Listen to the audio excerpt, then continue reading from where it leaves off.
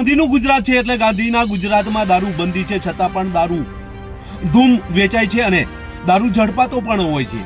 સમગ્ર ગુજરાતના police station હદ વિસ્તારમાં દારૂ ઝડપાતો હોય છે અને એનો સ્ટોક રાખવામાં આવતો હોય છે અને નિયમો અનુસાર જ્યારે સમય થાય ત્યારે તેનો નાશ પણ કરવામાં આવતો હોય છે. આવી નાશની કામગીરી રાધનપુર ખાતે પણ કરવામાં આવી હતી.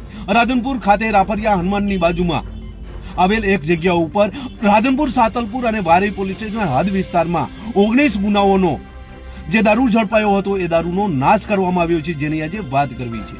નમસ્કાર, ક્રાઇમ આવાજ ન્યૂઝમાં તમારું સ્વાગત છે અને હું છું તમારી સાથે તમારો નાનજી ઠાકોર. આમ તો આપણા ગુજરાતમાં દારૂ બંધી છે, છતાં પણ અઢળક પ્રમાણમાં દારૂ દરેક પોલીસ સ્ટેશનમાં પકડાતો હોય છે. અનેક જગ્યાએ એ દારૂના હડ્ડાઓ પણ જોવા મળતા હોય છે.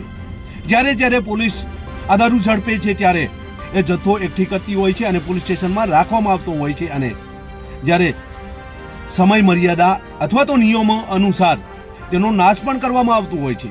આવી નાશની કામગીરી ગઈકાલે રાધનપુર રાફરિયા હનુમાન સામે એક ગ્રાઉન્ડમાં કરવામાં આવી હતી. રાધનપુર, સાતલપુર અને વારઈ પંથકના એ પોલીસ સ્ટેશન હદ વિસ્તારમાંથી ઝડપાયેલ એ દારૂનો નાશ કરવામાં આવ્યો હતો. સાતલપુરમાંથી 3 ગુનાઓનો, વારઈમાંથી 3 ગુના અને રાધનપુર પંથકના 13 ગુનાઓનો એટલે કે કુલ 19 ગુનાઓનો મુદ્દામાલ આ જથ્થો હતો અને આ જથ્થો નાશ કરવામાં આવ્યો હતો. જિલ્લા પોલીસ દ્વારા આ 3 પોલીસ સ્ટેશનના જે દારૂનો જથ્થો પકડાયો હતો તેનો નાશ કરવામાં આવ્યો હતો. આખો જે કુલ બોટલ છે એ ગણવામાં આવે તો 20,907 બોટલ હતી, જેની કુલ કિંમત થાય છે 70,61,091 રૂપિયા જેટલી. મહેસાણા જે હાઈવે છે સબદલપુરાનો જે સીમાડો છે તે સીમાડામાં આજે 3 પોલીસ સ્ટેશન છે, જેમાં વારઈ હોય, સાતલપુર હોય કે પછી રાધનપુર હોય, આ તમામ જે 19 ગુનાઓ હતા તેનો મુદ્દામાલ હતો અને આ મુદ્દામાલ ત્યાં સરકારી પડતર જમીનમાં લઈ જવામાં આવ્યો હતો અને ગઈકાલે નાશ કરવામાં આવ્યો છે. આમ તો નિયમો અનુસાર આ મુદ્દામાલનો નાશ થતો હોય છે.